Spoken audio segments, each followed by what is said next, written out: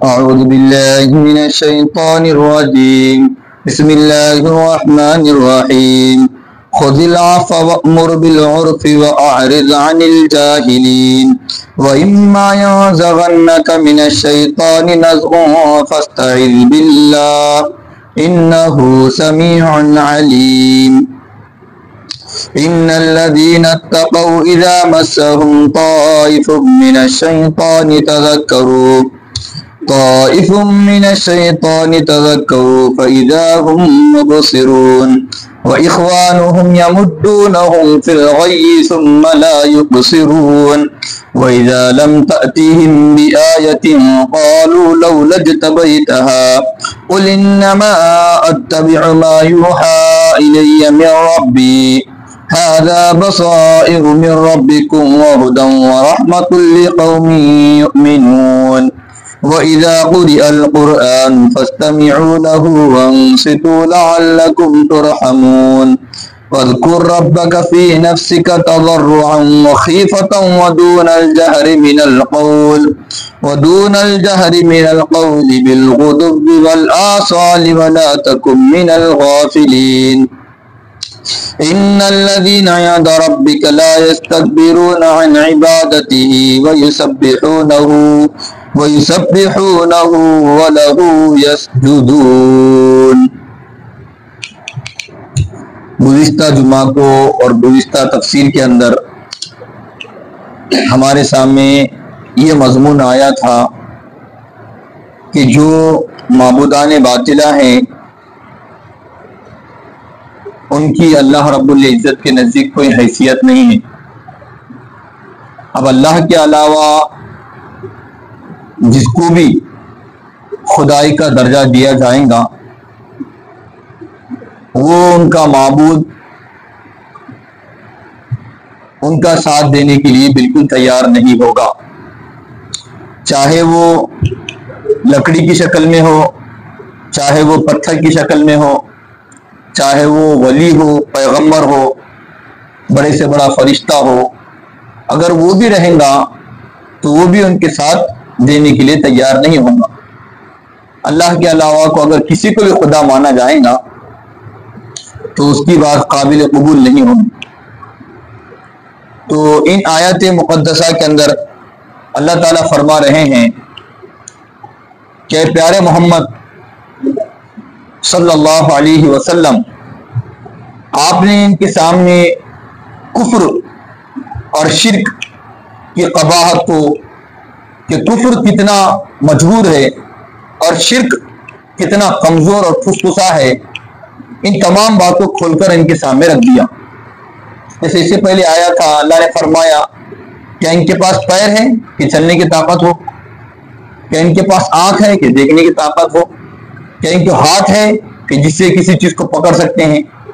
نہ ہی یہ چلنے کی طاقت رکھتے ہیں اور نہ ہی پکڑنے کی طاقت رکھتے ہیں، اور نہ ہی گویا کہ ایک دم کمزور ہے، پھسپھسے ہے۔ جب اتنی بات وضاحت سے کسی کے سامنے بیان کی جائیں گی اور وہ انسان اس کو خدا مان رہا، جیسا آج بھی دیکھو جن لوگوں نے اللہ کو چھوڑ کر سب کچھ درگاہوں کو بنا دیا، باباؤں کو بنا دیا، فلاں عقیدے کو بنا دیا، فلاں نظریے کو بنا دیا، اس کے بارے میں کچھ بولیں گے نا آپ کو جھگڑے ہو جائیں گے۔ آپ کا خاندان رہن دو، آپ کا خون رہن دو، ایک بھائی رہن دو سگے، اگر ذرا کچھ بولیں گے بس۔ ہمارے دوست نے خود بتایا ایک زمانے سے کاروبار کر رہے، صرف ان کو خالی درگاہ کے بارے میں بولتے تھے ان کا تیور بدل گیا، ایسے غصے کا مزاج ہو گیا۔ کیوں؟ اس لیے کہ انہوں نے اس چیز کو اپنے اندر اوڑھنا بچھونا بنا دیا، اس لیے اس کے خلاف سننا برداشت نہیں کرتے۔ اب یہ کفار مکہ جو تھے ان لوگوں کی رات دن اس میں گزرے، جب پیارے محمد نے ان کے سامنے یہ تمام کھلی اور واضح بات بتائی تو اللہ آگے فرما رہے پیارے محمد آپ نے جو ان کے سامنے اتنی واضح انداز میں بات رکھ دی جس سے دوسرے لوگوں کو غور و فکر کرنے کا موقع ملا، اب دوسرے لوگ غور و فکر کریں گے تو ان کی دکان بند ہو جائیں گی، اب ان کی دکان بند ہوگی تو خاموش بیٹھیں گے، کچھ نہ کچھ تو ہر بات، کچھ نہ کچھ تو سازش کریں گے، کبھی جھگڑے آ کے کریں گے، کبھی آپ کے خلاف کچھ باتیں کریں گے، کبھی کہیں گے کہ آپ ایسے ہیں، کبھی کہیں گے ویسے۔ تو وہ تعلیمات اللہ تعالیٰ یہاں سے فرما رہے، خذ العفو، آپ کے پاس آئیں گے جھگڑے کرنے کے لیے، چھوڑ دو آپ کا کام تھا بات کو واضح طور پر امت کو پہنچانا، آپ نے پہنچا دیے، اب جھگڑے کو آئیں گے ہم بات کرنا چاہ رہے ہیں، ہم یہ کرنا چاہ رہے، فرمایا نہیں، آپ خود العفو درگزر کرو، وَأْمُرْ بِالْمَعْرُوفِ وَأْمُرْ بِالْعُرْفِ، اور جو اچھا مہذب طریقہ ہے اس کے مطابق کام کرو، لوگوں کو اچھائی کا حکم دو، برائیوں سے روکو، اچھی بات کا حکم کرو، کھانا کھلاؤ، سلام کرو، مجبوروں کی مدد کرو، محتاجوں کی مدد کرو، جو اچھی اچھی باتیں آپ ان کو بیان کرو، مگر جو جھگڑا آئیں گا وہ اعرض عن الجاہلین، ایسے جتنے بھی جاہل آئیں گے، کیا بول رہے تھے تم، بولو کیا بات کرنا چاہ رہے ہیں ہمارے بارے میں، اور تم نے کیا بول دی، بس اب خاموشی اختیار کرو، درگزر۔ اور دعوت کے کام کے اندر جو آدمی اپنا مشن لے کر چل رہا، جو آدمی چاہتا ہے کہ میرا دینی مشن، میری دینی تحریک آگے بڑھے، ان کے لیے بات بہت ضروری ہے کہ اپنے کام کے اندر اگر کچھ نامناسب حرکات ہو جائے اور ایسے لوگوں سے پالا پڑ جائے جن کے اندر جہالت بھری ہوئی ہے، علم نام کی کوئی چیز نہیں، اگر وہ ہمارے خلاف آ جائیں گے تو ان سے بحث مباحثہ نہ کرے، بلکہ بھائی ٹھیک کیا کہہ رہے آپ، ہاں میں ٹھیک ہے، میں خطا کار ہوں، میں یہ ہوں وہ، آپ چل جائیں، ہوا کہ ان سے الجھے نا، اگر الجھیں گے تو اور مارکیٹ خراب ہوں، الجھیں گے تو جو دعوت کا اثر ہونا چاہیے تھا وہ ختم ہو جائے گا، تو اس کو یہاں سے اللہ تعالیٰ فرما خذ العفو وأمر بالعرف وأعرض عن الجاہلین، اے پیارے محمد ان سے درگزر کیجیے، ان کو چھوڑ دو آپ، اور آپ ہے تو نیکی کا حکم کرتے رہیے، اور آپ ہے تو جاہلوں سے اعراض کیجیے۔ اب پیارے محمد صلی اللہ علیہ وسلم انسانوں میں سب سے اعلیٰ انسان ہے، ہمارے نبی تمام انسانوں میں اعلیٰ انسان ہے۔ جیسے جب ہم نے بیان کیا کہ اللہ کے نبی پاک صلی اللہ علیہ وسلم انسانوں میں سے ہے، یقیناً انسانوں میں سے ہے، جب ہم نے بولے تو نہ آپ کے گمان میں نہ میرے گمان میں ہے، نہ آپ یہ سمجھ رہے کہ میں نے انسان بولنے سے مراد یہ سمجھا کہ نبی ہمارے سر کے، آپ کے گمان میں ایسا ہے کہ میں ایسا بولا ہوں نہیں، آپ نے انسان ہونے کے ناطے آپ نہیں بولے کہ بھئی نبی محض انسان ہونے کے ناطے ایک انسان ہے۔ اب انسان کیسے ہے، پوری دنیا میں سب سے افضل ہے، یہ ہمارا ایمان ہے، اللہ کے بعد اگر کسی کا مقام و مرتبہ ہے تو ہمارے نبی کا مقام و مرتبہ ہے، اور بعض لوگوں نے بولے نہیں نبی تو انسان کیسا بولے، نعوذ باللہ نبی ہمارے سر کیا ہو سکتے، تمہارے سر کیا ہو سکتے، نبی کی شان گھٹ گئی بولے، اس لیے نبی کو انسان مت بولو، نبی کیا ہے، فرشتے ہیں، الصلاۃ والسلام علیکہ یا نور اللہ، نبی نور ہے، نور۔ اب انہوں نے کیا سوچے کہ ہم گناہ کرتے، ارے بھائی تو گناہ کرتا میں گناہ کرتا، اور ہمارے نبی کی ذات تو بہت بڑی ہے۔ اللہ فرما رہے کہ پیارے محمد اب انسان ہے نا، جیسے پتھر سنگ مرمر دونوں پتھر ہے، مگر فرق کتنا ہے زمین و آسمان کا، پتھر یہ لوہے کے ایک جنرل پتھر ہے اور ایک یاقوت کا پتھر ہے، وہ بھی پتھر ہے، دونوں میں زمین و آسمان کا فرق ہے، اس کا اتنا چھوٹا سا کنکر اتنا چھوٹی سی مقدار والا وہ کروڑوں روپے میں ملے گا، اور یہ پتھر تو گلی کوچے میں مل جائے گا۔ تو ہماری کوئی حیثیت ہی نہیں نبی کے صحابہ کے بارے میں، چھوٹے سے چھوٹے مثال کے تو کوئی بھی پیغمبر ہو ان کے بارے میں ہماری کوئی حیثیت نہیں ہے۔ تو اللہ فرما رہے کہ اگر بشری تقاضے کے مطابق اگر شیطان اگر آپ کو کچوکا، شیطان آپ کو اگر ورغلانا چاہے، سمجھ لے آپ، یعنی انسان ہونے کے ناطے محض انسان، ورنہ نبی سے گناہ نہ نبوت سے پہلے ہوتا نہ نبوت کے بعد، نبی سے کبھی گناہ نہیں ہوتا، چاہے کوئی بھی نبی ہو، نبی کی ذات دنیا کے اندر معصوم ہے، نبی کے علاوہ کوئی معصوم نہیں، کوئی معصوم نہیں۔ تو اللہ فرما رہے کہ محمد وَإِمَّا يَنزَغَ مِنَّكَ مِنَ الشَّيْطَانِ نَزْغٌ فَاسْتَعِذْ بِاللَّهِ، اگر آپ کو شیطان کچوکا لگائے، یعنی کیا مطلب، اگر آپ کو توجہ ہٹانا چاہے اللہ کی یاد سے، اور مفسرین فرماتے ہیں ایک مرتبہ نبی پاک صلی اللہ علیہ وسلم نے غزوہ احد کے اندر، جب غزوہ احد کے اندر صحابہ کرام رضی اللہ عنہ کے ساتھ تھے اور صحابہ کرام بھاگے چلے جا رہے تھے آگے اور پیارے محمد پیچھے تھے، تو اللہ کے نے فرمایا اے صحابہ میں یہاں پر ہوں، تم مجھے چھوڑ کر کہاں پر جا رہے ہو؟ تو اللہ کے نبی نے وہاں پر فرمایا، اور آپ کے دندان مبارک شہید ہو گئے تھے، دندان مبارک ٹوٹ گئے تھے، دانت مبارک آپ کے، تو اللہ کے نبی نے فرمایا اللہ ایسی قوم کو کیسے ہدایت دے گا جس نے اپنے نبی کے ساتھ یہ سلوک کیا ہے؟ اللہ نے فرمایا نہیں پیارے محمد آپ کچھ مت بولو، آپ کچھ مت بولو، آپ کا کام تبلیغ کرنا ہے، ہدایت کا دینا میرے ہاتھ میں، آپ کچھ نہیں بول سکتے۔ گویا کہ اللہ تعالیٰ نے فرمایا پیارے محمد اگر شیطان آپ کو کچوکا لگایا کچھ کرے فاستعذ باللہ، اللہ سے مدد مانگو اور اللہ کی پناہ مانگو کہ اللہ میں شیطان مردود سے پناہ چاہتے ہوئے آپ کی پناہ میں داخل ہونا چاہتا ہوں۔ گویا کہ یہ نبی کے واسطے سے تمام امت کو حکم دیا جا رہا ہے، کیونکہ بشر تقاضے سے انسان سے کچھ نہ کچھ غلطی ہو جاتی، چوک ہو جاتی، گناہ ہو جاتے، حالانکہ نبی سے گناہ نہیں ہوا، گناہ نہیں ہوا۔ مثال کے طور پہ بجلی چل رہی ہمارے سامنے اور تھوڑا سا کبھی کبھی کا تو جھٹکا آتا تو روشنی کم ہو کے ایک دم ایسا خالی محسوس ہوتا، بالکل بند نہیں ہوتی روشنی، خالی سیکنڈ سے بھی کم سیکنڈ میں وہ ہوتا۔ اگر نبی کے ساتھ ایسا کوئی معاملہ ہو گیا، عام طور سے ہوتا نہیں، اگر ایسے معاملہ ہو گیا تو اللہ نے فرمایا اگر شیطان آپ کو کچوں کا لگا گے تو پھر آپ کیا کرو، اللہ کی طرف فوراً متوجہ ہو جاؤ، اور اللہ کے وہ بندے جو تھوڑا سا بھی ان کا شبہ آتا تو فوراً اللہ کی طرف متوجہ ہوتے۔ جیسے ایک صحابی کے بارے میں آتا، انہوں اپنے باغ میں نماز پڑھ رہے تھے اور باغ میں نماز پڑھنے کے ساتھ ان کے دل میں خیال آ گیا، پرندے اپنے باغ کے بارے میں یا کسی اور چیز کے بارے میں خیال آ گیا تو انہوں نے فوراً نماز سے سلام پھیرنے کے بعد کیا کریں، اپنا پورا مال کی صدقہ کر دی اللہ کے راستے۔ حالانکہ ایسا حکم ہے کہ اسلام میں نہیں ہے، مگر تھوڑا سا انہوں نے سوچا کہ میں نے، حالانکہ گناہ نہیں ہے، خیالات کا آنا کوئی گناہ ہے کیا؟ کچھ بھی نہیں، اور ان کے دل میں یہ آیا کہ اللہ کی محبت میں یہ اس کھیت میں خلل ڈالا جس کی وجہ سے کھیت کو ختم کر دوں۔ وہی فرما رہے اللہ تعالیٰ کہ پیارے محمد اگر آپ کے سے کوئی معاملہ ہو گیا تو فوراً کسی طرح متوجہ ہو جاؤ۔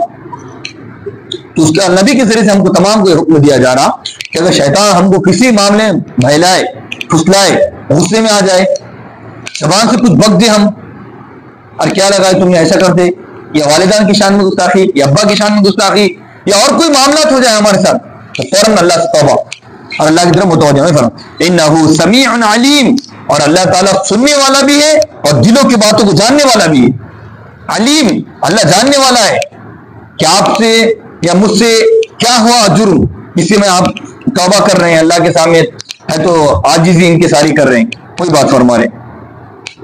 پھر بعد میں اللہ تعالیٰ فرما رہے کہ اللہ کے متقی بندے جو ہوتے نا، وہ متقی بندے، اللہ فرماتے متقی بندے ایسے پرہیزگار رہتے، اگر شیطان میں سے ایک جماعت نے ان کو بہلانا اور پھسلانے کی کوشش کیا اور انہوں تھوڑا سا بہک گئے، مطلب تھوڑا سا اگر انہوں نے سوچا کہ میں کام کر دوں، سمجھ بات، تھوڑا سا کر دوں، تذکروا فاذا هم مبصرون، پھر اچانک اللہ کا ڈر ان کے دل میں آ جاتا، اچانک یہ تو گناہ ہے، میں چھوڑ دوں گا کام۔ وہی فرما رہے بلا شبہ وہ لوگ، اور ہزاروں ایسے واقعات ہیں جس میں انسان نے بالکل ارادہ باندھ دیا کہ میں یہ کام کروں گا۔ ہمارے ساتھ بھی کوئی معاملات ہوتا کہ انسان سوچتا کہ میں فلاں کام کر دوں گا، فلاں کو میں جا کے مار دوں گا، بھی فلاں کو باتیں سنا کے آ جاؤں گا، فلاں کو گالیاں دے دوں گا، فلاں کو یہ کر دوں گا۔ انسان پورا پلان بنا کے جاتا، پھر سوچتا ہے جان دو انہیں خراب ہے تو میں کیوں خراب کروں، انہیں ایسا ہے تو میں کیوں یہ کروں، اس کی زبان خراب ہے تو میں اپنی زبان کو کیوں خراب کروں، اس کا دل خراب ہے، اس کے معاملات خراب ہے تو میں اپنے آپ کو کیوں خراب کروں، انہیں نے اپنے دل کو جلایا، اپنے خون کو جلایا تو میں اپنے آپ کو خون ترک کروں۔ پھر جب ان کو یاد آتا ہے فَإِذَا هُمْ مُبْصِرُونَ، تو سمجھ جاتے ہیں کہ میں جس روش کو اختیار کر رہا تھا اندھیرا ہے اور اجالا یہ۔ تو یہ بات اللہ تعالیٰ کہ متقی جو بندے ہوتے ہیں، اگر وہ گناہ کے اندر اگر ان کے ملوث ہونے کا اندیشہ ہوتا ہے اور ان قریب گناہوں کے قریب جاتے ہیں تو پھر اچانک ان کو یاد آتا ہے کہ میں گناہ کروں گا تو اللہ تعالیٰ مجھے یہ سزا دیں گا، اگر میں گناہ کروں گا تو اللہ کے پاس سے پکڑ ہوں گی، اگر میں یہ کام کروں گا مثال کا نماز کو چھوڑوں گا تو مجھے اللہ کے پاس ہوتا نا کبھی کبھی جان چھوڑ جاؤ آج نہیں دیں گے نماز، پھر اچانک اللہ ایسا ماحول بناتا پھر نماز کو آ جاتے، آج نہیں پڑھ لی ایسا اٹھنا سے اور جلدی پڑھ لی گی، تھوڑا اور 5 منٹ پہلے اٹھ جائیں گے۔ انسان ایسے زندگی میں مراحل میں پیش آتا، اسی کو تذکر کرو فَإِذَا هُمْ مُبْصِرُونَ۔ پھر بعد میں اللہ تعالیٰ فرما رہے ہیں شیطان اور اس کے چیلے، شیطان اور اس کے چیلے۔ اب دیکھو اگر برا دوست رہیں گا، برے دوست کے ساتھ رہیں گے آپ تو پہلے آپ کو کیا بولیں گا، تھوڑا سا کھا لیں، تھوڑا سا کھا لیا تو پھر مستقل عادت ڈالیں گا، پھر مستقل عادت ڈال دیا تو اور اسی بڑی پوری کھلائیں گا، پھر سگریٹ، پھر نشہ، یہ تمام چیزیں۔ جب انسان کا جو دوست رہتا ہے اس کو گمراہ کرتا ہے، تھوڑا کر کے گمراہ کرتا، ایک دم کوئی دوست انسان سے ہمیں شراب یا جوا یا اور کوئی چیز پیش نہیں کرتا، بلکہ آہستہ آہستہ دھیرے دھیرے۔ جی کسی طریقے سے اللہ تعالیٰ فرمائے کہ شیطان بھی انسان کو گمراہ کرنے کے لیے تھوڑا اور پھر کرتے انسان کو اتنا گمراہ کر دیتا کہ وہ انسان اپنے آپ کو خدائی کا دعویٰ شمار کر دیتا، اپنے آپ کو خدائی کا دعویٰ. جیسے فرعون نے سرکشی کرتے کرتے لوگوں پہ ظلم ظلم ظلم کرتے کرتے جب اس کا ظلم حد سے بڑھ گیا تو پھر کیا خدائی کا دعویٰ کر دیا. نمرود کو اللہ نے مال دیا اور بادشاہت دیا، کرتے کرتے کرتے خدائی کا دعویٰ کر دیا. اور آج جمعہ کے اندر یہ واقعہ بیان کرنے والا تھا آپ کے سامنے. ایک بندے کا بھی قوم سبا کے اندر ایک بندے کے بیٹے کا انتقال ہو گیا. بندے کے بیٹے کا انتقال ہوگا تو غصہ آ گیا اس کو اللہ کے اوپر، اور نعوذ باللہ آسمان کے اوپر منہ چیر کے تھوک دیا. پھر اللہ نے کیا کیا؟ اس اللہ کو برباد کر دیا. سمندر کے پانی کے ذریعے سے، ڈیم کے ذریعے سے اللہ نے راتوں رات اس کو برباد کر دیا. تو گویا کہ یہ بتانا ہے اس کے اندر کہ انسان جب گمراہی کے قدم پر چلنا کوشش کرتا تو گمراہی کے راستے کھلتے رہتے.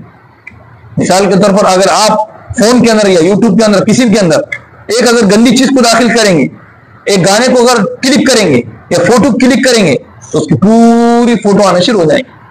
کسی ایک کھرے کو کریں گے پورے آنا شروع. ٹھیک اسی طریقے سے اگر ہم ایک گناہ کریں گے عادی پڑ جائیں گے تو شیطان اس کے بعد انسان سے تو اتنا گناہ کر دیں گے، اتنا گناہ کر دیں گے، اتنا گناہ کر دیں گے. مثال کا بد نظری ہے. اب بد نظری ایک مرتبہ کسی نامحرم کو دیکھ لیے تو اس سے اچھے اور مارکیٹ میں آنے والی ہے، اس سے اچھا اور آئیں گے، اس سے اچھے اور آئیں گے، اس سے اچھے. تو انسان پورے پہ حساب کریں گے، پورے اپنی نظر خراب کریں گا، پورے سے گناہ کمائیں گے. وہی فرما اللہ تعالیٰ جب شیطان آتا ہے دھیرے دھیرے دھیرے انسان کو اتنا گمراہ کرتا ہے، اتنا لا یبصرون کہ اس کے گمراہی میں اللہ تعالیٰ فرماتے اس کے گمراہی میں تھوڑی بھی کسر باقی نہیں رکھتے، تھوڑی بھی کسر.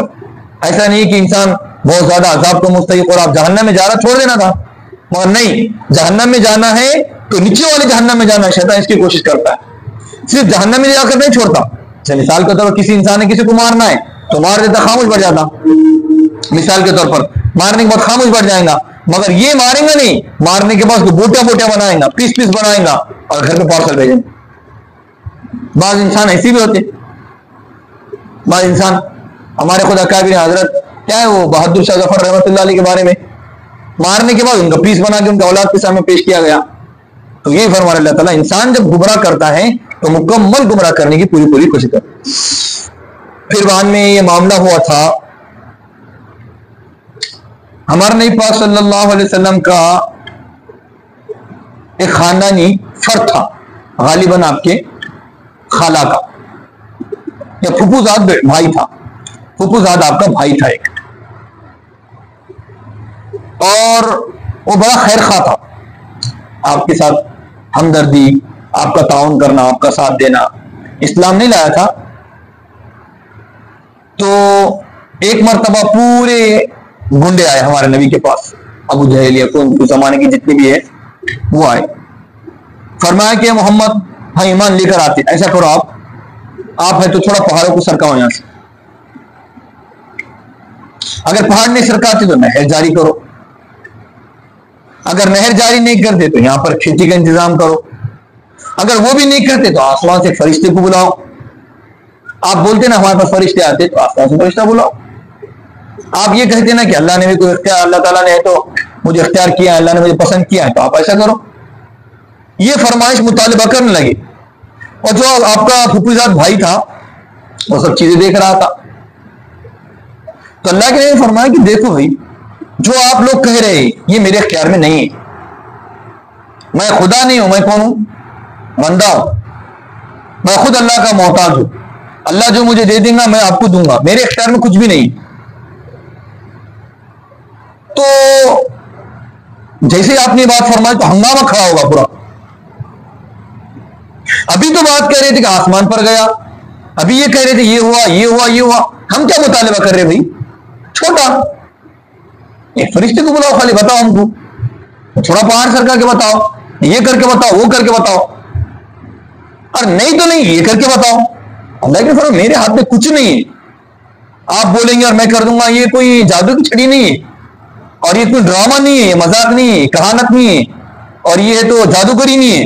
میرا کام اوپر کا ہے، نظر بندی نہیں ہے میرا کام، جو ہے حقیقت ہے.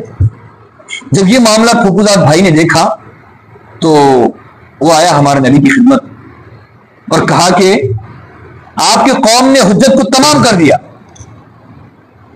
کیا مطلب؟ ان کی نظر میں یعنی جتنا کرنا چاہیے تھا آپ کے سامنے تو اتنے آپشن رکھے، یہ آپ نے ایک بھی نہیں کرے. گویا کہ قوم نے جتنا کرنا چاہیے تو آپ کے ساتھ کر دیا، آپ نے ایک بھی ان کی فرمائش پوری نہیں کی، گویا کہ وہ ایک اپنے دل کے اندر اس نے چھوٹا پن محسوس کر دیا اور یہ سمجھا کہ ان کے پاس کچھ بھی نہیں، یہ اپنے گمان میں سمجھ گیا ہو، اور جو سپورٹ اور جو خدمت پہلے کرتا تھا اسے آنکھ چرانا۔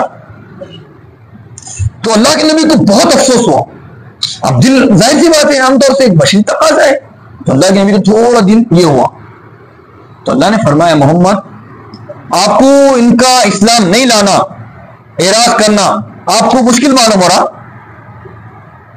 تو ایسا کرو اگر تمہارے سے ہوتا نا تو کہیں سرنگ میں جا کے معجزہ لے کر آنے، ہم نہیں لاتے،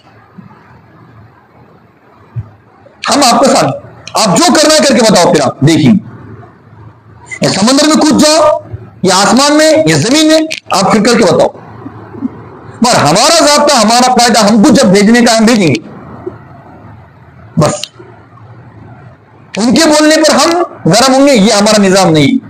اور ہم نے کئی مرتبہ بتا رہے یہ بات، کئی مرتبہ بتا رہے اللہ وہ ہے جو متاثر نہیں ہوتا، آپ کے اللہ متاثر نہیں، اللہ کو بولیے دینا دینا، اگر نہیں دیں گا تو ایسا کر دوں گا، نہیں، یہ ڈراموں سے اللہ متاثر نہیں ہوتا، ایسے ڈرامے والے کتنے آگے چلے گئے اللہ کے پاس، اللہ کو مطالعہ منگرے، ظاہر سی بات ہے اللہ کی شان میں گستاخی ہو رہی، اس کے باوجود اللہ نے نہیں پکڑے ان کو۔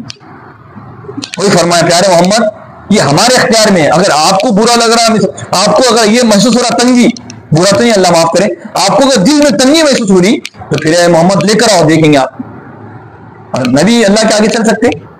بالکل نہیں چلتے، خالی یہ بتانا ہے کہ معجزہ ہماری طرف سے نہ نبی کے ہاتھ میں ہے، نہ کسی فرشتے کے ہاتھ میں ہے، نہ پیغمبر کے ہاتھ میں، نہ جبرائیل کے ہاتھ میں، آپ بولیں گے اور میں لا لوں گا، ایسا نہیں، اللہ کا حکم ہوگا تو اللہ دے دیں گا، ورنہ کوئی مسئلہ نہیں ہوگا۔ انہیں نے کہا کہ چاند تو مثال کے طور پہ یہ کرو، تو اللہ کے نبی کر کے بتائے، فرمایا کہ آپ کی گواہی کون دیں گا؟ فرمایا میری گواہ جھاڑ دیں گا، تو جھاڑ چل کے آیا، وہاں پر اللہ کا حکم تھا، فرمایا آپ نبی ہیں میں مانتا، فرمایا کیسے مانو آپ نبی ہیں؟ فرمایا اس کے ہاتھ میں گو تھی، گھوڑ پر بولتے ہیں وہ گھوڑ پر تھی، فرمایا یہ میرے اقرار کر دی، اس نے لا الہ الا اللہ محمد رسول اللہ پڑھنا شروع کر دی۔ اب دیکھیے نبی نے فرمایا پڑھو، اس نے پڑھ دی، وہاں جہاں پر اللہ کا حکم ہوگا تو کام ہوگا، جہاں پر حکم نہیں ہوگا، فرمایا میرے ہاتھ میں کچھ بھی نہیں ہے، میں اللہ کے حکم ہوں، وما ينطق عن الهوى، میں زبان اپنی چلاتا نہیں ہوں جب تک اللہ کا حکم نہیں ہوتا، وما ينطق عن الهوى، میں کوئی بات اپنے دل سے بیان نہیں کرتا، ان هو الا وحی یوحى، یہ تمام باتیں جو میری زبان پر آتی یہ سب کیا ہے؟ اللہ کی طرف سے۔ وہی بات فرما رہے وَإِذَا، پھر بعد میں اللہ تعالیٰ فرما رہے ہیں کہ تم یہ چاہ رہے کہ پہاڑوں کو ہٹا دو، آسمان سے فرشتہ لا لو، اس لیے بول رہے کہ ہم ڈریں گے، نصیحت حاصل کریں گے اور کیا لائیں گے؟ ایمان۔ ارے بھائی اتنا کیوں چیزوں کا انتظار کرے، اس کے علاوہ بھی اور چیزیں ہیں، نصیحت حاصل کرو اس سے بڑی بڑی چیزیں ہیں نا، فرعون کا واقعہ ہے، بنی اسرائیل کا واقعہ ہے، بنی اسرائیل کے ساتھ تم رات دن رہتے یہودیوں کے ساتھ، ان سے پوچھو، آسمان دیکھو اتنا بڑا آسمان ہے، ایک بھی پلر نہیں ہے، اس سے نصیحت حاصل کرو، اور بھی دیگر ہزار چیزیں تھے، اگر انسان کام کرنا چاہے تو دنیا کے اندر کام ہے، اور جو انسان کام کرنا نہیں چاہے بہانے ہزار ہے، وہی فرما رہے۔ پھر بعد میں اللہ تعالیٰ فرما رہے ہیں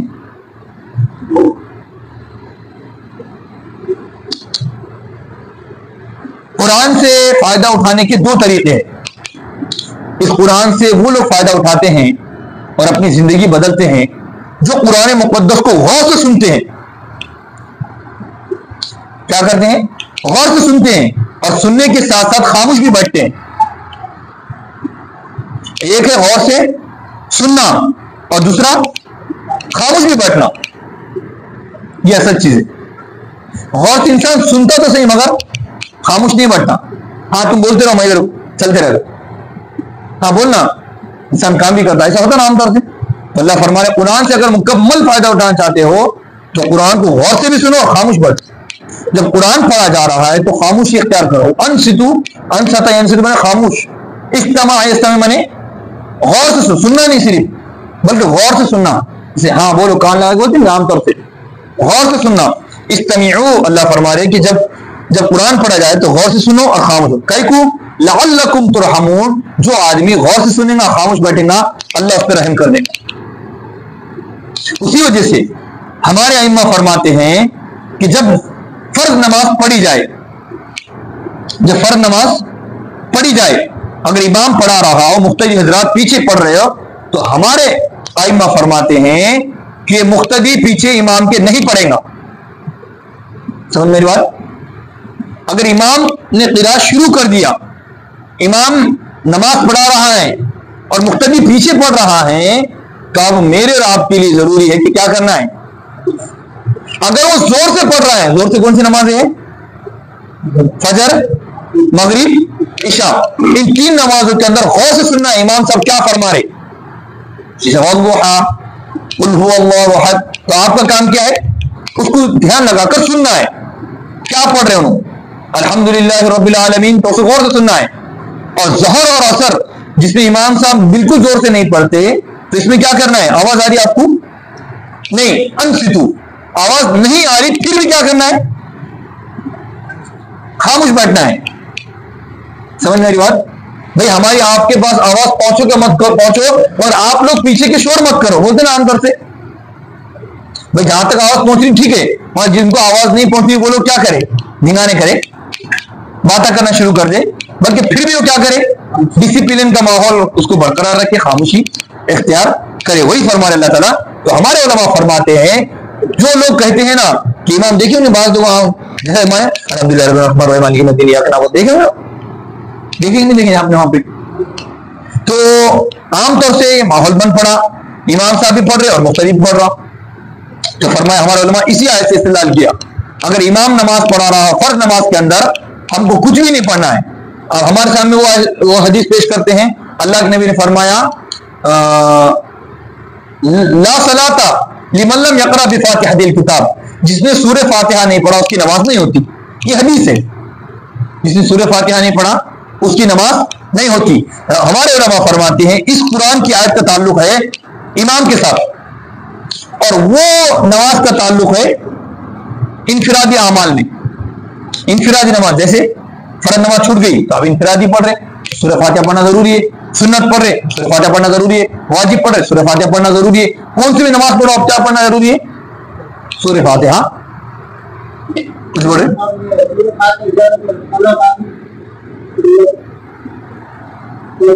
ہاں، اگر امام صاحب نے سورہ فاتحہ شروع کر دیے تو آپ ثنا نہیں پڑھیں گے. ہاں نہیں پڑھیں گے. ہاں چالو کر دی. ہاں کچھ نہیں ہوتا اس سے. اگر ثنا چھوٹ گیا تو نماز میں کوئی فرق نہیں پڑتا. تکبیر ملو یا ملو، مثال کے طور پر ایسا امام صاحب رکعت باندھ دیے اور ہم نے کیا کرے، تم یہاں سے کھڑے رہے بازو میں اور آپ کا فون آیا تو آپ سائلنٹ کر رہے تھے، یا تو اس کو تو موڈ پہ ڈال رہے تھے، یا کچھ کر رہے تھے، جو بھی کر رہے، آپ ٹوپی سیدھی کر رہے تھے، یا پینٹ پلٹا رہے تھے، جو بھی کام کر رہے آپ، اور اتنے میں ہم نے کیا کر دیے، شروع کر دیے، تو آپ کا سورہ وہ ثنا کا آپشن ختم. یا پھر تو سری نماز میں آپ کو گمان ہو گیا کہ میں 1 یا 30 سیکنڈ 2-3 سیکنڈ آتا ہوں، سبحانک اللہم وبحمدک تبارک اسمک وتعالی جدک ولا الہ غیرک، 3-4 سیکنڈ میں ہو جاتا. آپ سمجھ گئے کہ 3-4 سیکنڈ ہو گئے، چھوٹ گیا، تو آپ نہیں پڑھ سکتے. آپ نیت بار اللہ اکبر بول کے امام میں شامل ہو جانا. آپ کو کچھ نہیں پڑھنا ہے. سمجھ آ گیا مسئلہ؟ کچھ نہیں پڑھنا ہے، آپ کو صرف شریک ہو جانا ہے. کیوں؟ اس لیے امام نے قراءت شروع کر چکا ہے، اب تمہارے لیے پڑھنا ہے، بات بالکل جائز نہیں. سمجھ آ گیا؟ جو لوگ کہتے ہیں کہ لا صلاۃ لمن لم یقرأ بفاتحۃ الکتاب، اس کا ان نماز تعلق ہے جو انفرادی اکیلے پڑھتے. اور جب تو امام کے ساتھ پڑھیں گے تو امام کے ساتھ کچھ پڑھنا ہے کہ ہم کو کچھ نہیں. ہم نے تمام ذمہ داری کس کو دے دی ہے؟ ہاں چوتھی رکعت کے لیے جب پڑھیں گے آپ، ہاں سبحانک اللہم وبحمدک، 1 رکعت چھوٹ گئی ہے، 1 رکعت چھوٹی ہے، 3 رکعت آپ کو. ہاں جی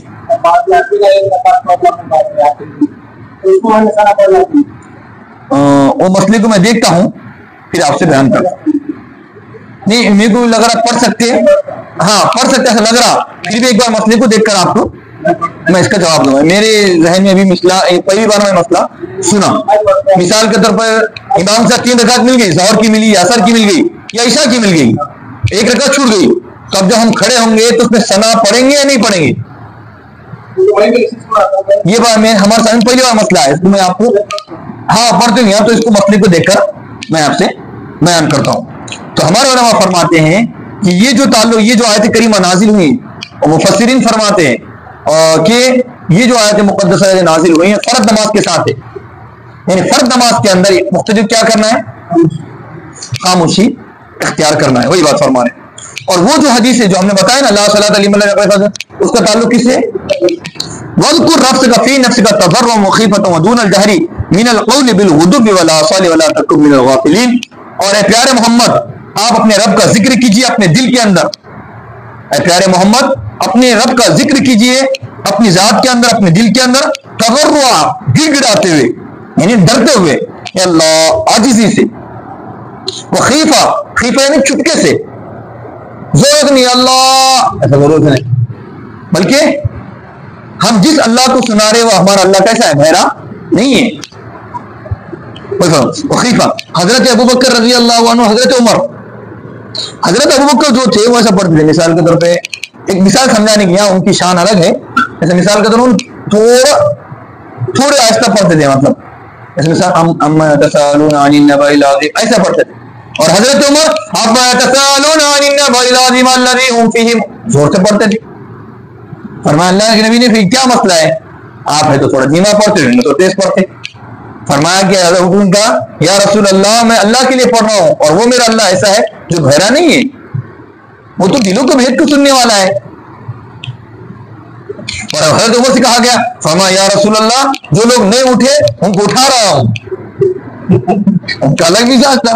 اللہ کے نبی نے کس کو ٹوکے؟ خالی اتنا فرمائے کہ ابوبکر تم اپنی تھوڑی آواز بڑھا دو اور عمر تھوڑی آواز، یعنی درمیان میں لا لو، نہ زیادہ بونڈا والو ہو نہ زیادہ آہستہ. اس لیے حضرت ایک نماز اور ایک اہم مسئلہ یاد آگا. نمازوں کے اندر عام طور سے آپ نے دیکھیں لوگ دیکھیں اتنا منہ کر لو نہیں، ایسے زور سے پڑھنا چاہیے تاکہ ہم کو سمجھ میں آئے. جیسے الحمدللہ اچھا نہیں، یعنی جو پڑھ رہے ہیں ہم اس کو سمجھ بھی سکتے ہو اور اس کو تھوڑا سن بھی سکتے ہو، محسوس ہونا، تھوڑا سا محسوس ہونا. اب اس میں بھی دو لوگ ہیں، بعض لوگ بہت زیادہ تیز پڑھتے اور بعض لوگ بالکل منہ نہیں کھول. کئی لوگوں کو دیکھیں ہم بالکل منہ نہیں کھول. تو اس میں تھوڑا سا زور سے پڑھنا بھی تاکہ ہم کو سمجھ میں ہم کیا پڑھ رہے. نہیں، الحمدللہ الحمدللہ، یعنی مکمل ہمارے کان کو سنا ایسا تھا. اور ٹھیک اسی طریقے دعاؤں کے اندر عام طور سے مزاج یہ ہے کہ دعا آہستہ ہونا چاہیے. دعا کیسے ہونا چاہیے؟ آہستہ، زور سے دعا نہیں ہونا چاہیے. عام طور سے ہمارے نبی کے جو معمول ہے وہ دعا آہستہ، ایک دم آہستہ. اور کبھی کبھار آپ نے جو دعا فرمائی ہیں وہ تعلیم کے لیے امت کو بتانے کے، ورنہ آپ کا جو معمول تھا وہ آہستہ مختصر دعائیں فرض نمازوں میں. اور اگر انفرادی پڑھنا تو گھنٹوں کی دعائیں آپ تو وہی فرما رہے وَاذْكُرْ رَبَّكَ فِي دُونَ الْجَهْرِ مِنَ الْقَوْلِ بِالْغُدُوِّ وَالْآصَالِ. اور آپ ہے تو چیخ پکار نہ کیجئے، بالغدو، اور اپنے رب کو پکاریے صبح اور شام. کیسا پکاریے؟ صبح اور شام. گویا کہ دن کے دو حصے، ایک صبح تو گویا کہ پورا. میں نے دیکھا ایک آدمی کو، لیبر کو، صبح میں کام کر رہا تھا 9 بجے اور 6 بجے بھی، تو گویا کہ کیا کرا؟ پورا دن کرا کہ نہیں کرا اس نے؟ یہ شمار ہے. یعنی اللہ کا جو ذکر ہے وہ پورا دن کام، پورا دن ذکر کرو، اللہ کی یاد میں لگے رہو. یہ فرمان ولا صلی ولا تکن من الغافلین. اور غافل ان الذين عند ربك لا يستكبرون عن عبادته ويسبحونه وله يسجدون. کیوں؟ اس لیے کہ بلا شبہ وہ جو اللہ کے پاس ہے، اللہ کے پاس کیا ہے؟ فرشتے. لا يستكبرون، وہ اللہ کی عبادت سے تکبر نہیں کرتے، وہ اللہ کی عبادت سے پیچھے نہیں ہٹے. وَيُسَبِّحُونَهُ، اور وہ اللہ کی تسبیح بیان کرتے ہیں. اور کس کو سجدہ کرتے ہیں؟ اللہ. یہ ہماری سب سے پارے 9 کی آیت سجدہ ہے. تو تراویح کے اندر آتی نا، پارے 9 میں سجدہ، پارے 9 میں سجدہ، یہ آیت ہے. جب بھی یہ آیت مقدس آئے تو ہم کو کیا کرنا چاہیے؟ سجدے کا اہتمام کرنا چاہیے. اگر وضو ہے تو فوراً کر لینا چاہیے جگہوں پر. جیسا ابھی ہم قرآن پاک کی تفسیر میں بیٹھے ہوئے، تو ہمارا کام یہ ہے جب بھی ہمارے قرآن پاک کی تفسیر پاری ہو جائیں گے ہمارا سجدہ کریں. اگر وضو نہیں ہے تو وضو کر لے، اور اگر ایسے موقع پر ہے جہاں باہر ہے، جہاں پر سجدے کی گنجائش نہیں ہے، تو بعد میں جب نماز کے لیے آئے، جب موقع ملے، سجدے کو ادا کرنا واجب ہے، واجب ہے۔ اب یہ مسئلہ ہے جو موبائلوں کے اندر ہوتا، مکہ کے امام پڑھتے تو اس میں سجدہ کر سکتے کہ نہیں کر سکتے؟ نہیں کر سکتے۔ آیت سجدہ جو قرآن میں ریکارڈ ہے اس میں سجدہ نہیں کر سکتے۔ ایسا اگر ہمارے سامنے کوئی تلاوت کر رہا ہے تو ہم سجدہ کرنا ضرور، چاہے ہم آیت کو سنیں چاہے نہ سنیں، مکمل سنیں یا تھوڑی بہت سنیں۔ میں ادھر باتوں میں تھا، پورا میں نے نہیں سنا، پھر بھی ہم کیا کرنا ہے، احتیاطاً سجدے کو ادا کرنا ضروری ہے۔ اس بات کا اہتمام کرنا چاہیے۔ اور آیت سجدہ کرنے کا طریقہ کیا ہے؟ کھڑا ہو جائے، کھڑے ہونے کے بعد ڈائریکٹ سجدے میں چلے جائے۔ بعض لوگ دیکھیں گے کھڑے ہوتے اللہ بھگوان کے سجدے میں جاتے، نہیں، یہ طریقہ غلط ہے، بلکہ سیدھا کھڑا ہو جائے، کھڑا ہونے کے بعد ڈائریکٹ سجدے میں اٹھ جائے۔ ہاں وہی، نہیں اللہ اکبر بھی نہیں، کھڑے ہو گئے ہم ایسا سیدھا اللہ دور سجدے میں چلے جانا، ہاتھ بھی نہیں اٹھانا ہے، ڈائریکٹ سجدے میں چلے جانا ہے، کیونکہ یہ مکمل نماز نہیں، نماز کا ایک جز ہے۔ اگر مکمل نماز پڑھنا ہے تو پھر ہاتھ اٹھانا ہے، ٹھیک ہے، تو مکمل نماز نہیں، اس وجہ سے ڈائریکٹ کھڑا ہونا ہے، سجدے میں چلے، یہ اچھی اور افضل شکل ہے۔ اور اگر آپ بیٹھے بیٹھے کرنا چاہ رہے ہیں، ایک ہی سجدہ ہے، جیسے انہوں بیٹھے ہوئے قبلے کی طرف رخ ہے ان کا بھی، تو اگر انہوں بیٹھے بیٹھے بھی کرنا چاہ رہے تو ہو جائیں گے۔ اور سب سے اچھا اور بڑھیا طریقہ کیا ہے؟ کھڑے ہو کر کرنا چاہیے۔ اور جن لوگوں کی نہیں ہے تو ان کو بھی گنجائش ہے کہ وہ بیٹھے بیٹھے بھی کر سکتے ہیں، اور ایک سجدہ کئی مرتبہ بھی کر سکتے ہیں۔ آپ ایک سجدہ کر دیے، اس کے بعد تم کتنے بھی سجدے کر سکتے ہیں، تمہارے پاس جتنے ہیں، 10 ہے، 20 ہے، 30 ہے، 40 ہے۔ اب ہمارے سجدے تو بہت زیادہ رہتے، تراویحوں کے زمانے میں 10 رہتے، 20 رہتے، 30 رہتے، اور زیادہ پڑھنا پڑتا، اس میں پڑھتے بھی اور دوسروں کا سنتے بھی، ہمارے سجدے بہت زیادہ ہو جاتے، اس لیے سجدے کا مکمل اہتمام کرنا چاہیے۔ یہ الحمدللہ ہمارے پاس ہے تو سورۃ الاعراف مکمل ہو چکی، پارے 9 کی۔ اب اس کے بعد پارے 9 مکمل ہونے کے لیے 5 صفحے باقی ہے ہمارے پاس، پارے 9 بھی مکمل ہو جائیں گا، پارے 10 میں ہم داخل ہو جائیں گے۔ اس کے بعد جو بہت بہترین اور بہت پیاری سورت شروع ہونے والی سورۃ الانفال، بہت جامع سورت ہے حالات حاضرہ کے اعتبار سے، اور بہت زیادہ مشرکین نے اس کے خلاف پروپیگنڈا کیا ہے، مگر اس کی اصل حقیقت تو قرآن میں چھپی ہوئی ہے۔ بعض لوگ کیا کہتے ہیں، کفار مکہ نے، بہت کافروں نے آج بھی موبائل کے اندر جتنے اعتراض پڑے ہوئے اسی کے متعلق، وہ 9 اور 5 کیا ہے، 9 اور 5، تو ہم آپ کو بتائیں گے 9 اور 5 میں کیا ہے، 9 اور 5 میں کیا ہے، وہ انشاءاللہ تعالی آئندہ تفسیر کے اندر بتا دیں گے۔ خالی آپ یہ پوچھیں گے 9 اور 5 میں کیا ہے تو بات سمجھ میں آئیں گی؟ نہیں آئیں گی، بلکہ قرآن پاک کو اگر سمجھنا ہے تو مکمل سمجھیے۔ اس لیے اکثر کافر وہ ہو گئے غیر مسلم حضرات جو ان کی دھرم کی کتابیں ان کو بالکل یاد نہیں ہے اور قرآن پورا یاد ہے۔ ہم کو پوچھ رہے کہ پارے 9 رکو 5 یا پارے 9 آیت نمبر 5 میں کیا لکھا ہوا ہے، ہم پوچھ رہے تمہاری کتابوں میں کیا لکھا ہوا ہے؟ میں نے دھرم کی کتابیں پڑھا ہوا، خود کی دھرم کی کتابیں چھوڑ کر دوسرے دھرم کی کتابوں کو پڑھیں گے تو کیا ہوگا؟ فساد نہیں ہوگا؟ بھئی ہماری کتابیں، آپ ہم سے پوری تشریح پوچھیے، ہمارے علماء سے، ائمہ سے، خالی یہ بات ہو رہی کہ بھائی ان کے قرآنوں ایسا لکھا ہوا ہے، مار ڈالو، یہ کر دو۔ ارے بھائی کہاں ہیں، کہاں مارو بولے اللہ ہے؟ اگر مارو بولے تو مسلمانوں نے سال ہر سال 800 سال حکومت کرے، ایک بھی بندہ نہیں رہنا تھا۔ ایک بندی بوٹی مسلمانوں نے، اورنگزیب آیا تھا بولے، انہوں نے اتنے سال حکومت کرا، مغل نے 800 سال کرے، اس میں ہر دن بولے وہ ہے تو 3 لاکھ لوگوں کو مارتا، 1 لاکھ لوگوں کو مارتا۔ تو پھر دوسرا ہندو بندہ آیا، ارے بھائی یہ کون سے ایڑے بھانگڑے باتیں کر رہے، بولے 800 سال کو اگر ضرب دیا جائے گا اور اس کے حساب سے اگر ٹوٹل شمار کیا جائے گا تو دنیا میں اور دھرتی میں ایک بھی انسان نہیں بچنا چاہیے۔ 1 لاکھ روز، 1 لاکھ 1 لاکھ 1 لاکھ 1 لاکھ 1 لاکھ، تو کتنے 360 لاکھ کو ایک سال میں ہو گئے، اتنی آبادی بھی نہیں تھی۔ تو مطلب یہ ہے کہ بس مسلمانوں کے خلاف اور ہندوؤں کو خوش کرنے کے لیے، ان سے فن حاصل کرنے کے لیے اور ہندوؤں کے آنکھوں میں دھول جھونکنے کے لیے، اصل حقیقت سے ان کو چھپانے کے لیے وہ مسلمانوں کے خلاف اس طرح کی سازش کرتے۔ حالانکہ قرآن کے اندر ایسا کہیں نہیں لکھا ہوا ہے کہ تم کس کو بھی مار دو۔ ہمارے نبی کی خدمت میں خود، ابھی ہم نے بتایا نا، اس نے خود اسلام نہیں لایا اور نبی کی خدمت کرتا تھا۔ اور جو آدمی نے ہمارے نبی کو مکہ کا راستہ بتایا اس نے بھی اسلام نہیں لایا، جس نے بتایا تھا آپ کو، یہ راستہ بتایا تھا، جو آدمی تھا وہ آدمی اپنے ابھی بتایا ہم نے آپ کو آپ کے پھپھوزاد بھائی، آپ کے چچا، انہوں نے ایمان نہیں لایا، ان کو مار دیا کیا آپ نے؟ نہیں مارے، بلکہ ان کی عزت کی، اکرام کی، ان کا ادب احترام کیے، پوری زندگی ان کا ادب کرے اور ان کا احسان تک یاد رکھے، بھائی انہوں نے میرے ساتھ احسان کیا تھا، اور حتی الامکان کوشش کرے کہ ان کے ساتھ خیر خائی کریں گے. اور یہ فرمایا کہ چچا کا مرتبہ باپ کے برابر ہے، آپ نے یہ بھی فرمایا. ہمارے نبی نے یہ تعلیم، اس لیے قرآن کی تعلیمات یہ نہیں کہ کسی کو مار دو، دھاڑ دو، توڑ دو. ہاں البتہ ہم یہ نہیں کہتے کتوں کو مارو. اب گلی میں کتے ہیں، ابھی جا رہے ہیں وہاں مسجد کے پاس، یہاں تک آتے ہو مارتے ہم، ہٹ بول کے ہکال دیتے. اور جو کتا بچوں کو کاٹ رہا، جو کتا بچے عربی کو جا رہے، اسکول کو جا رہے، ان کو کاٹ رہا، تو اس کو کیا کریں گے آپ؟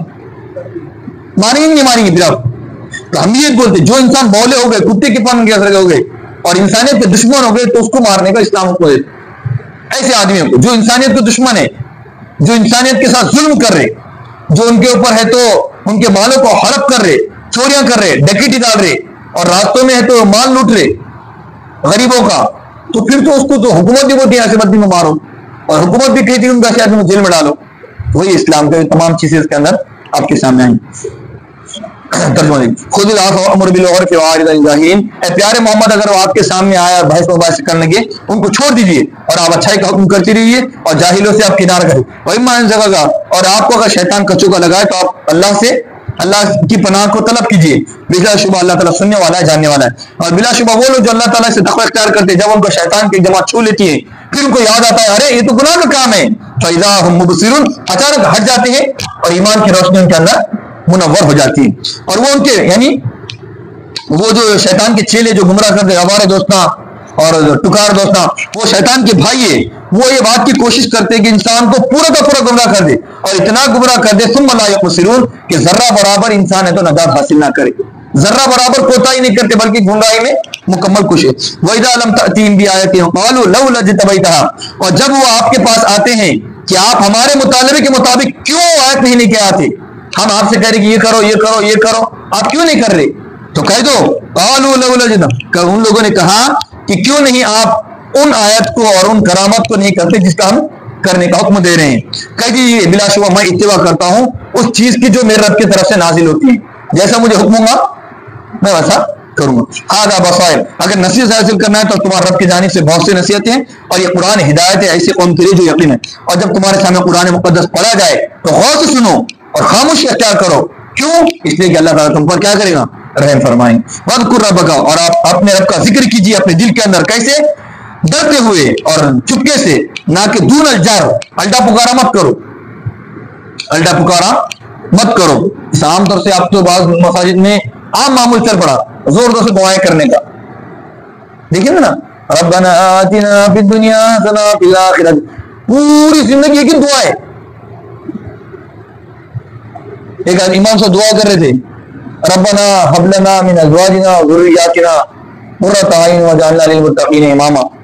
اور ان کی شادی نہیں ہے، خود نہیں ہے، اے اللہ ہمارے بیوی کو ہمارے بچوں کو نیک اور فرما بردار بنا دیجیے. شادی بھی نہیں ہے، بچے بھی نہیں ہے، اے اللہ ہمارے بچوں کو اور بیوی کو کیا بنا دو. رٹی رٹائی دعائیں چل رہی ہیں، کیا مانگ رہے کچھ نہیں معلوم. امام صاحب بول رہے اللہ ہم نے ہمارے اپنے آپ پر بہت ظلم کیا. لوگ بڑے آمین. ابھی بے شک بولنا چاہیے، اس میں کچھ نہیں معلوم، چل رہی گاڑی بس. تو اس لیے چاہیے کہ ہم دعائیں اپنی کریں. امام تو کریں گا آپ کی یقیناً، مگر آپ کی کیا حاجت ہے؟ آپ کا کام ہے شادی کا مسئلہ ہے، ان کا کاروبار کا مسئلہ ہے، ان کا پراپرٹی کا مسئلہ ہے، میرا ہے تو گاڑی کا مسئلہ ہے، ان کا ہے تو اور قرضے کا مسئلہ ہے، ان کا فلاں مسئلہ ہے، ان کا ہے تو یہ کرنا ہے، بیماری کا ہے. آپ اپنی دعا کرو، آپ اپنی دعا کرو، آپ اپنی دعا کرو. اب میں دعا کیا کروں گا؟ اللہ بخشش فرما دے. آپ اپنی دعا، ہم ہماری دعا. سلام پھیر دیے، امام سے الگ ہو گیا، دعا اس میں نہیں ہے. اس لیے ہمارے سے یہ جو ہے نا ہمارے تاج محترم جن کا انتقال اللہ ان کی قبروں کو منور فرمائے، حضرت فرماتے گجرات کے اندر دیکھا میں نے ایک امام صاحب کو دیکھا، عصر کی نماز ہو گئی، وہ اٹھ کے چلے گئے اور پورے لوگ بیٹھے ہوئے. عصر کی نماز سلام پھر امام صاحب اٹھ کے چلے گئے اپنے اپنے کمرے میں، اور پورے لوگ بیٹھے ہوئے اپنے اپنے دعائیں کر رہے، اپنا وہ چل جا رہے. جس کی دعا ہو گئی وہ چلے گیا. اور یہاں پر کیسا ہے؟ جب تک امام سے چھٹی نہیں ہوئی ہے، جب تک کوئی اٹھ کے نہیں جائے گا. اور جیسے امام صاحب نے دیا آمین، اب وہ دعا ہو گیا مت اللہ دیتا دینا کر دیں. دعا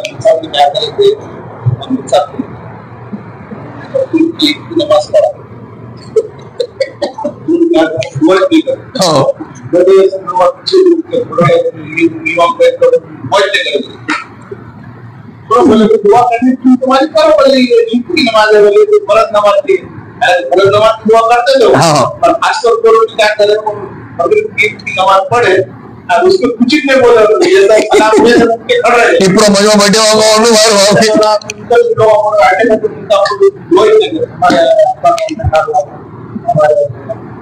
نماز کراتا وہ عالم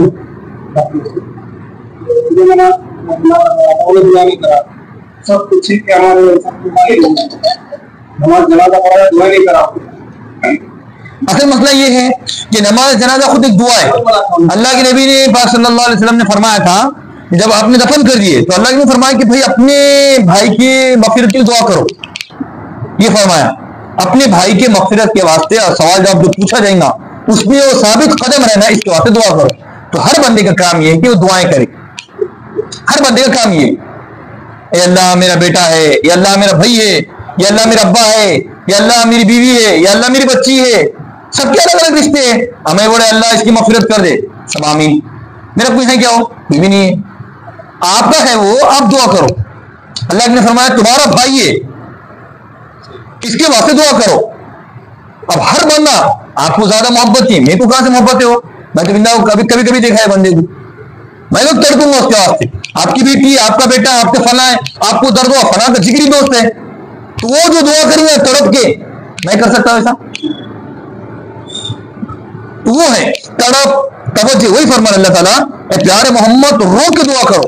اس نے سنیں گے حدیثوں کے اندر اللہ کے نبی فرمایا صلی اللہ علیہ وسلم کہ دعا جب کرو تو رو, اور رونا نہ ہے تو یہ نبی کا حکم ہے. یعنی اللہ کو بتاؤ کہ اللہ ہم کتنے محتاج ہیں. وہی فرما رہے ہیں تو اس لیے ہم کو چاہیے کہ ہوگا نا. اور جب قرآن پڑھا جائے توجہ سنو اور خاموش رہنا. وَاذْكُرْ رَبَّكَ فِي نَفْسِكَ تَضَرُّعًا وَخِيفَةً وَدُونَ, اور اپنے رب کو یاد کیجیے اپنے دل میں ڈرتے ہوئے اور آہستہ سے, نہ کہ زور سے. اور اللہ کو یاد کیجیے صبح شام اور غافل میں. بلا شبہ وہ لوگ جو بلا شبہ وہ مخلوق, وہ فرشتے جو اللہ کے پاس ہیں, وہ اللہ کی عبادت سے تکبر نہیں کرتے, اللہ کو یاد کرتے ہیں اور اسی کے لیے سجدہ کرتے ہیں. اللہ کریم سے دعا کہ اللہ تعالیٰ ہم سب کے پڑھنے کو, پڑھانے کو اللہ تعالیٰ قبول فرمائے اور قرآن پاک کو سمجھنے کی, سمجھانے کی, اس کے مطابق اپنی زندگی گزارنے کی اللہ کریم ہم سب کو توفیق عطا فرمائے. جانے سے پہلے ایک سجدہ ادا کر دے تاکہ بعد میں دشواری نہ ہو اور ہم بھول نہ جائیں.